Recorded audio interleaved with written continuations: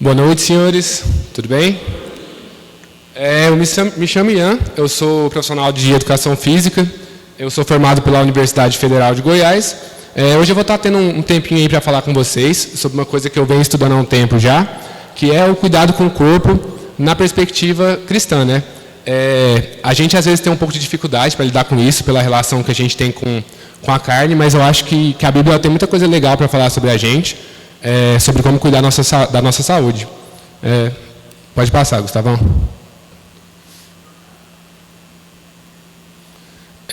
Uma primeira parte que eu quero passar para a gente ter uma base teórica mais tranquila para compreender no futuro, são algumas passagens que a Bíblia nos dá sobre como ela enxerga o corpo, né? A primeira, eu acho que seria talvez a mais clássica quando a gente está falando sobre isso, e é a parte em que Paulo cita que o corpo é como o templo do Espírito Santo. Nessa passagem específica, ele está tratando sobre o pecado sexual e que ele dá um pouco de ênfase nesse pecado, porque ele é um pecado que ele é feito contra o corpo. Então ele trata com um pouco mais de seriedade sobre isso, e eu acho que isso é um ponto importante para a gente tratar, porque ele nos mostra que a gente tem essa importância em ter esse zelo maior com o corpo, que não é algo que a gente deveria deixar assim, de forma descuidada. A segunda parte, diversas vezes é citado, né, a igreja como o corpo de Cristo, e a gente pode tirar uma base nisso, que Cristo é como se fosse a cabeça, né? É Ele que tem as ideias, é Ele que faz, Ele que manda, e a gente como corpo vai estar só tornando esses mandamentos realidades, né? Então, mais uma vez, a Bíblia não trata o corpo como algo ruim, mas sim como algo importante, algo que ela deve ser usada a favor da palavra de Deus. E uma última parte aqui, em Efésios, onde ele fala que a gente deve ter amor próprio, que nenhuma pessoa nunca odiou o próprio corpo, e ele ainda cita que a gente deve amar o nosso próprio corpo, como a gente ama a nossa mulher. Então, da mesma forma como a gente pode demonstrar ser cristão, na forma como a gente trata as nossas esposas, para as pessoas que estão de fora possam entender que nós temos esses ideais, da mesma forma é o jeito como a gente cuida do nosso corpo. No mesmo parâmetro, é tão importante para quem está de fora enxergar um cristão que cuida bem do seu corpo, como também aquele que cuida bem da sua esposa. Pode passar, por favor. Um ponto importante para a gente tratar também, antes de dar seguimento, é sobre a questão do estilo de vida daquela população. Talvez a gente se pergunte por que não era tão comum a gente ver passagens específicas sobre, por exemplo, exercício físico, sobre o cuidado com o corpo em si, mas é porque aquela população ela tinha um estilo de vida muito ativo em si. A gente tem estudos mais conservadores que mostram que, em média, a população dessa época andava 10 km por dia, e alguns outros estudos que elas mostram, em média, 25 km por dia. Então, a gente consegue imaginar o quão longe é isso, e que, normalmente, essa população ela não fazia esse trajeto como a gente faz de tênis, com roupa confortável e tudo mais, e, na maioria das vezes, carregando peso, levando coisas junto com elas. Nunca era uma simples travessia. A gente também tem um ponto da questão do trabalho. Os trabalhos nessa época, os ofícios, ele envolvia muito a questão do exercício físico também. Então a gente pode pensar como exemplo de Jesus Cristo, que era um carpinteiro, e se você parar para pensar, se hoje em dia é um trabalho manual pesado, você pensa que com aquelas ferramentas com menos tecnologia naquela época, ainda assim era um trabalho mais difícil, que exigia muito do corpo dele. E da mesma forma, se você pensar um mercador que tinha que carregar e descarregar a carga, ou então uma pessoa que, sei lá, que trabalharia na fazenda, plantação também, seria um trabalho muito, muito árduo, muito braçal. E a gente tem também a questão de que a alimentação, vamos colocar aí, baseada em peixe, em pão, esse tipo de alimentação, como não é uma alimentação que é muito industrializada, como a gente conhece hoje, é menos propensa ainda para você imaginar um hebreu, por exemplo, que fosse diabético, ou tivesse hipertensão, alguma coisa assim, porque era realmente um estilo de vida que era muito ativo. Pode passar, por favor.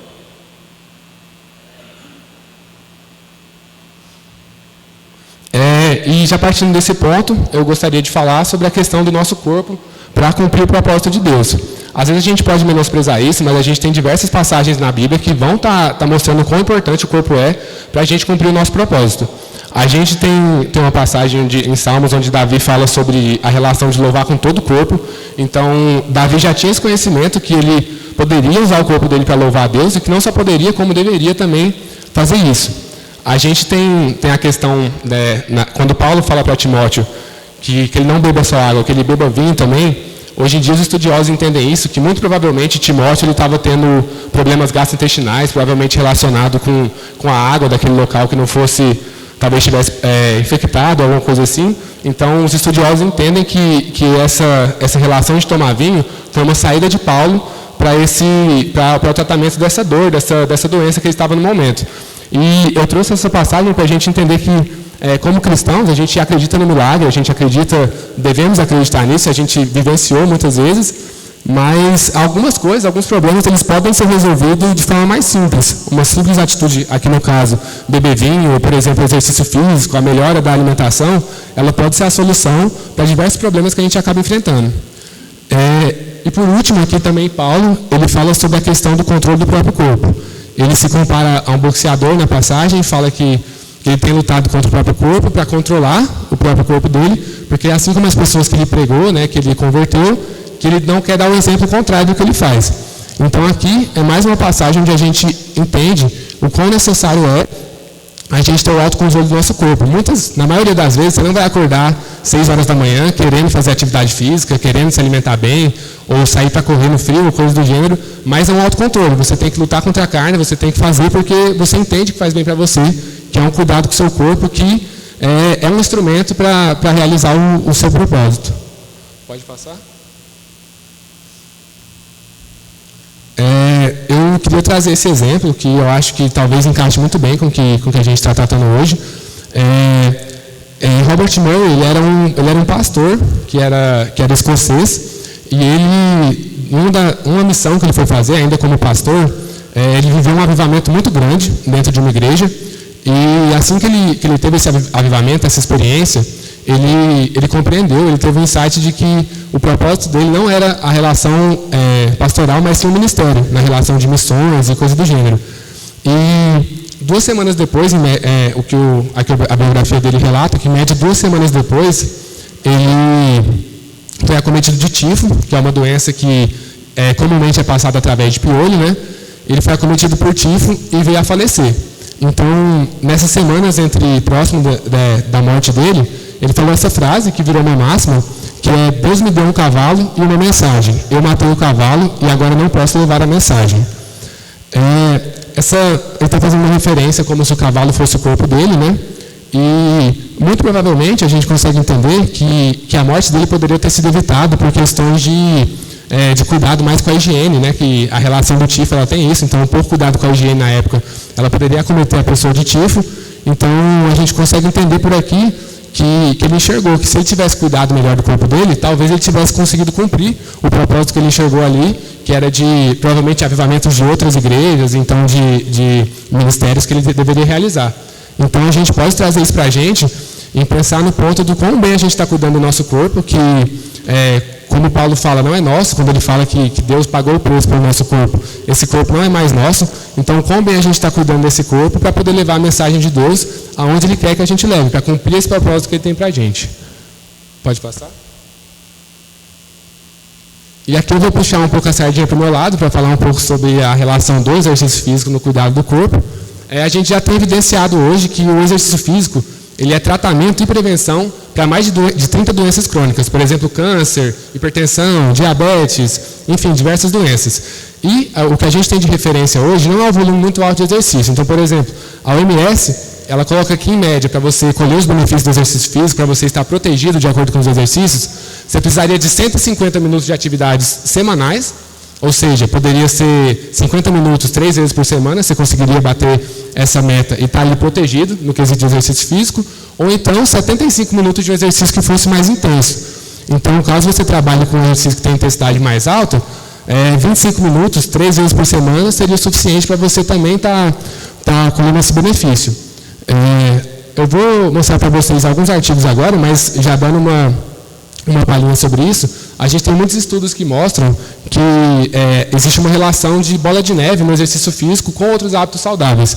Então, por exemplo, uma pessoa que começa a se exercitar cronicamente, que tem um hábito de exercitar, normalmente, vocês podem perceber isso no meio de vocês também empiricamente, normalmente ela vai começar a se alimentar melhor, ela vai começar a tentar dormir melhor, ela vai começar a tentar buscar um estilo de vida mais saudável. Isso é uma realidade, então a gente mostra que o exercício ele tem esse potencial para no âmbito geral, assim, universal, você começar a cuidar melhor do seu corpo. Aqui eu vou mostrar alguns artigos que a gente tem mais recentes, e esse primeiro aqui foi uma relação da Associação Americana de Coração, onde eles fizeram uma busca por parâmetros do quanto de atividade física você teria que fazer para poder estar protegido no quesito de doenças cardíacas. Aqui eles ainda fizeram uma pesquisa com pessoas que já eram acometidas por doenças e com pessoas que no caso não tinham doença, mas como prevenção. E seguiu o mesmo parâmetro da OMS, então basicamente eles se exercitando 3 vezes por semana, em média 50 ou 25 minutos foi uma atividade mais intensa, é o suficiente para reduzir, aqui no artigo, em 60% a chance de você ter alguma doença cardíaca. Então, a gente consegue entender um pouco do poder, né, em relação a isso. Esse segundo artigo eu acho que é legal trazer também, porque a depressão no meio masculino em homens ela é mais comum. Então, a gente não costuma falar sobre as coisas e tudo mais, então normalmente, o homem ele é mais cometido por essa doença. E esse estudo foi muito legal porque ele conseguiu mostrar que o treinamento resistido, né, que seria o treinamento de força, então musculação, calistenia, o exercício com peso corporal, por exemplo, ele pode não só reduzir o caso de depressivo da pessoa, o caso clínico, como também ele vai acarretar numa melhora do bem-estar dela. Então, por exemplo, a pessoa que fazia atividade física, durante 6 meses, que era o caso desse artigo aqui, ela conseguia relatar um melhor sono, ela relatava uma melhor qualidade de vida, menos estresse, menos ansiedade, menos dor, esse tipo de coisa assim. Então, o exercício não só melhorou o quadro clínico da pessoa, da doença, da patologia em si, mas também trouxe ainda assim outros benefícios, né? A gente tem esse artigo que é muito legal também, que eles fizeram uma comparação entre o exercício aeróbico, que seria a corrida, ou esse tipo de exercício que você vai estar movimentando em mais baixa intensidade, com o treinamento resistido, né, que seria o treinamento de força, e mostrou que no caso da diabetes tipo 2, que é a resistência à insulina, o exercício resistido ele é muito mais eficiente. Então, às vezes a gente pode acabar recebendo uma informação errada, às vezes até de médico isso acontece, e quando a pessoa é diagnosticada com diabetes, o médico sugere que ela faça uma caminhada, alguma coisa assim para movimentar, e não que a caminhada não seja boa, mas o caso é que ela não vai ser tão eficiente quanto um exercício que seja resistido. A gente tem relatos na literatura, eu já vivenciei isso também com uma senhora que chamava Dona Marlene, onde a pessoa está com, 400 de glicose, algo absurdo, assim, quase entrando em coma, e aí dentro de 2, 3 semanas de treinamento de força, a glicose dela normaliza, ao ponto de não precisar tomar mais remédio, por exemplo. A pessoa toma remédio e tem hipoglicemia, de tão baixa que está a glicemia dela. Então, o exercício físico resistido, ele é capaz de... A gente não fala curar, porque se a pessoa parar de praticar o exercício, ela volta até a diabetes. Então, ele é capaz de reverter o caso ali e, às vezes, parar de tomar o remédio, que não tem efeitos colaterais, né? É um pouco mais complicado. E esse aqui também acho que é muito legal trazer. Foi um artigo que ele separou 60 homens jovens e 60 homens idosos. E esses homens que eram jovens, eles eram praticantes de atividade física, mas não de treinamento resistido. E os idosos eram sedentários. Em 3 meses de protocolo, eles conseguiram analisar que o nível de força e o nível de hipertrofia dos homens idosos e dos homens jovens eram o mesmo. Então a gente costuma escutar muito que, depois dos 40 anos é foda, começa a ficar mais difícil, eu sinto mais indisposição e coisas do gênero assim, mas a literatura mostra um pouco diferente para a gente. E nesse caso aqui, inclusive, os idosos que começaram a treinar, no final do protocolo, eu não sei se vocês vão conhecer, se alguém aqui pratica musculação, mas tem uma máquina que chama leg press, que ela é como se fosse um movimento de um agachamento, semelhante a um agachamento. No final do protocolo, os jovens trabalhavam em média ali com 190, 180 libras ali, que vamos colocar aí 90 quilos, e os idosos estavam trabalhando no mesmo peso, não tinha diferença. Então, os homens ali de 60 anos conseguiam fazer a mesma carga, com o mesmo treinamento que um jovem de 30 anos. Tanto é que no final desse artigo, o escritor até brinca que eles conseguiram voltar no tempo 30 anos, porque eles tinham a mesma capacidade, a mesma força e o mesmo nível de hipertrofia. Pode passar, por favor. E aqui eu vou entrar numa parte que eu acho que é legal falar, como nem tudo são flores, né? O exercício físico, geralmente, ele também está muito ligado a essa parte da vaidade. A gente, muitas vezes, não consegue fugir, quando começa a praticar o exercício físico, a essa questão da estética. A gente fica muito preocupado com a estética, porque, sim, realmente acontece a melhora quando você começa a praticar, por consequência, não só a saúde, mas a estética vai melhorando também. Então, eu acho legal a gente falar um pouco sobre isso também, que é um problema que tem ficado cada vez maior. Aqui eu peguei 2 passagens que eu acho que é legal trazer. Eu acho que essa primeira foi o maior motivo dos crentes pararem de treinar, essa passagem que Paulo compara o exercício, fala que o exercício é pouco proveitoso, quando comparado ao exercício da piedade. Eu acho que, assim, é claro para todo mundo que realmente, se você colocar um juízo de valor entre exercitar a piedade, o amor, que é o que vai te levar à vida eterna, estar com Deus, com o exercício físico, não tem como. Realmente, o exercício físico é muito pouco proveitoso. Mas o que os estudiosos falam é que, só pelo fato dele fazer esse juízo de valor, a mínima comparação do exercício físico com o exercer a piedade, é um ponto que a gente já deve valorizar um pouquinho ali, porque pelo menos chegou a comparar. Mas, como crente, a gente tem que entender que, sim, ou eu vou na igreja ou eu vou treinar. Pô, vai na igreja. Ou eu vou fazer ação de graça, vou ajudar, ou vou lá treinar para cuidar do meu corpo. Pô, vai para a ação de graça. A gente tem que ter noção também que tem que ter moderação em relação a isso. A segunda parte aqui também, Paulo fala sobre a questão da coroa corruptível, onde ele, na passagem, dá o exemplo sobre atletas que se dedicam, que se preparam, que a gente teria hoje como se fossem os atletas de alto rendimento, né, os atletas de Olimpíada, por exemplo, e que essas pessoas se dedicam tanto assim por uma coroa corruptível, né, que seria, sei lá, a medalha de quando você ganha uma Olimpíada, a própria coroa, né, que você ganha. E aqui ele fala que a gente deveria, em vista que essas pessoas se dedicam tanto para conseguir uma coroa corruptível, que a gente deveria então se dedicar muito mais, porque o que a gente quer é a vida eterna, né, seria uma coisa muito maior. E a gente tem essa relação de que alguns estudiosos mostram que isso é justamente, Paulo está falando provavelmente sobre o excesso mesmo, de que essas pessoas que era comum na Grécia, né, as pessoas que se preparavam em ginásios, que seriam atletas e tudo mais, pessoas que treinavam para ter aquele corpo de Deus grego que a gente conhece, que provavelmente estavam tratando sobre essa questão de excesso mesmo. Pode passar, por favor? E aqui eu vou tratar justamente sobre isso, a questão da estética em relação à saúde. A gente hoje, acho que pela questão da rede social muito também, e provavelmente pela questão da rede social, a gente tem ligado muito a questão da estética com a saúde. E a gente que está na área da saúde tem a consciência de que nem sempre isso é verdade.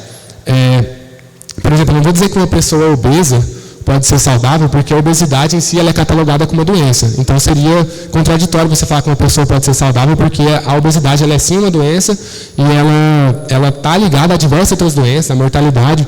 Então não necessariamente uma pessoa obesa. Mas o que eu quero dizer é que nem sempre esse estereotipo aqui que a gente tem quer dizer que a pessoa é saudável, e nem que para ser saudável você precisa ter um estereotipo desse aqui. Então, a gente tem o sedentarismo hoje, então a falta de atividade física, em alguns casos, ele é a segunda maior causa de morte, então a segunda maior risco de mortalidade, fica atrás só do tabagismo. Então, uma pessoa fuma, seria a maior causa de morte, em segundo lugar, uma pessoa que é sedentária.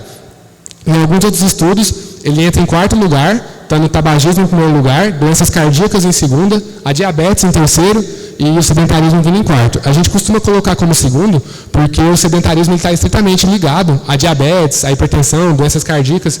Então, ele muitas vezes é a causa dessas doenças. Então, o risco de mortalidade é muito alto. Uma coisa que a gente tem vivenciado também, eu vou mostrar artigos depois também, mas que a gente tem vivenciado muito é a questão do uso ergogênico, do anabolizante, da bomba, como a gente conhece.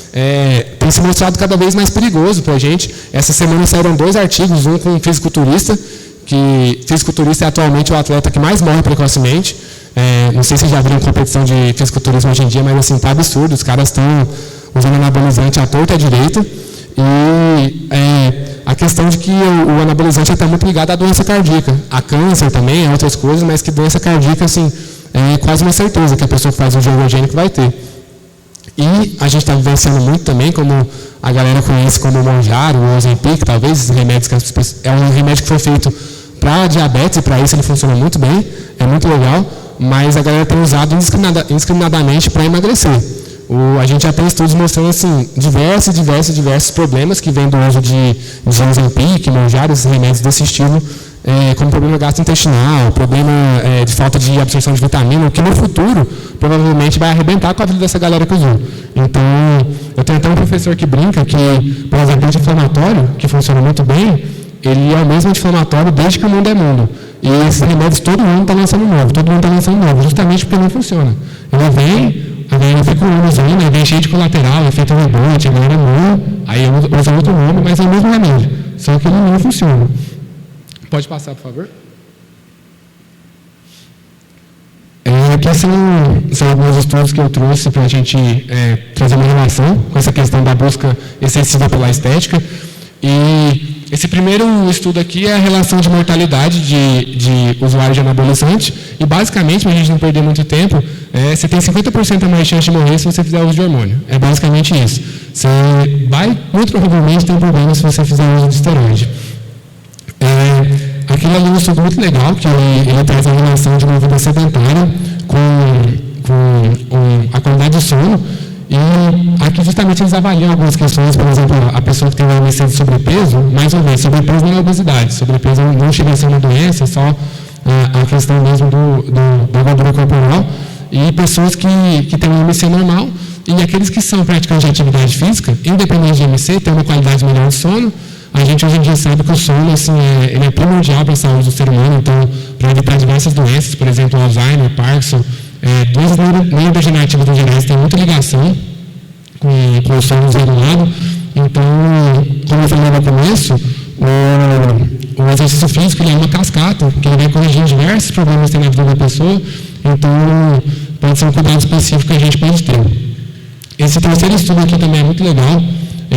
Ele mostrou que é mais importante para a sobrevivência de uma pessoa a questão do treinamento físico, do exercício físico, do que em relação ao IMC. Eles mediram pessoas que tinham um IMC normal, então que não tinham gordura corporal elevada, nada disso, mas que eram sedentárias, e pessoas que tinham um IMC de sobrepeso, mas eram praticantes de atividade física. E, mais uma vez, as pessoas que praticavam atividade física, mesmo tendo um IMC menor, elas tinham 40% menos chance de morrer. Então, a mortalidade é 40% menor. Então, mais uma vez, não necessariamente aquele corpo legal, aquele corpo magro, ou que seja esteticamente agradável, ele está ligado à saúde da pessoa. Isso não é uma realidade, né? Pode passar, por favor. Eu vou falar uma coisa que eu acho que é importante trazer como cristão, porque o ambiente da academia não é um ambiente muito legal. Eu não sei quem faz musculação aqui, quem pratica, mas é um ambiente muito ligado à vaidade, muito ligado ao orgulho e coisas do gênero. E para nós, como homens também, algumas pessoas podem ter problema com isso, porque, por exemplo, hoje em dia na academia, cara, é muito comum você ver mulheres com roupas que, assim, quase sutiã e calcinha, saca? Então, é um quesito que não é legal para todo mundo, é um ambiente que ele pode, né, ser um pouco mais tentador, um ambiente que tem muita questão do orgulho, da vaidade, é um ambiente meio tóxico. Então, aqui eu vou trazer só algumas sugestões no quesito de que existem outras atividades, outros exercícios físicos que você podem fazer, que também vai estar propiciando o mesmo benefício, a mesma segurança ali em relação ao exercício, e que você não vai precisar se deslocar para uma sala de musculação, pagar uma mensalidade, ou coisas do gênero assim. Pode passar, por favor? Aqui eu peguei 3 estudos, são estudos bem legais. Esse primeiro aqui é um protocolo de HIIT, que seria um treinamento de alta intensidade intervalado. É como se fosse dar um tiro, você corre muito rápido, para, descansa um pouco, depois dá outro tiro, é um protocolo de alta intensidade, mas que vai tendo descanso no meio desses intervalos. E um protocolo de Tabata, que segue mais ou menos o mesmo padrão, e era feito com peso corporal. Então, os participantes desse estudo, eles faziam agachamento, flexão, agachamento com salto e abdominal, basicamente era isso. E foi um protocolo de 3 meses, e no final desse protocolo teve perda de gordura, ganho de massa muscular e melhora de fatores metabólicos, como, por exemplo, a resistência à insulina, hipertensão arterial, essas coisas assim. Então, é uma coisa que você faz ali, o protocolo tinha em média 30 minutos, então, meia horinha que você faz na sua casa, ou no parque, por exemplo, se você preferir sair de casa, é o suficiente para estar te garantindo esse cuidado com o seu corpo. Esse estudo aqui é muito legal, foi feito pelos professores lá da faculdade, lá da UFG, e que testou a relação de dose de treino com elástico. Não sei se vocês já viram os elásticos que as pessoas usam para treinar hoje em dia, é muito comum, você compra na Amazon, enfim, Mercado Livre, é muito barato, é muito acessível, e eles fizeram uma relação no treinamento, só que foram com mulheres nesse caso, mas a gente pode provavelmente levar esses benefícios para nós como homens também.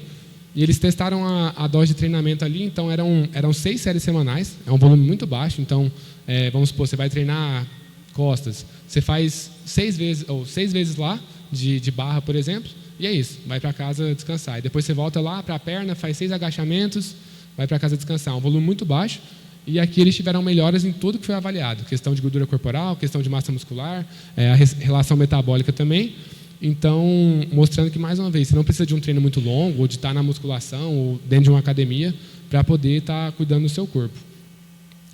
E esse último aqui, para a gente ver que até aqui são atletas de alto rendimento, é de tênis de mesa, né? Mas atletas de alto rendimento, e eles fizeram treinamento com peso corporal, agachamento também, flexão, esses exercícios bem básicos, e depois foi avaliado e mostrou que os jogadores de tênis de mesa tiveram melhor na força do saque, o tempo de resposta, então eles tiveram melhores em valores que são mais complexos, né? Atletas de alto rendimento, mas mesmo assim o treinamento com peso corporal ele foi o suficiente para conseguir trazer essa melhora.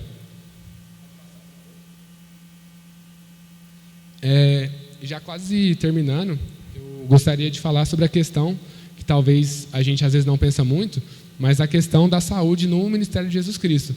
Uma grande parte do Ministério de Jesus Cristo foi realizando curas, né? Foi tratando pessoas que estavam acometidas de diversas doenças, né?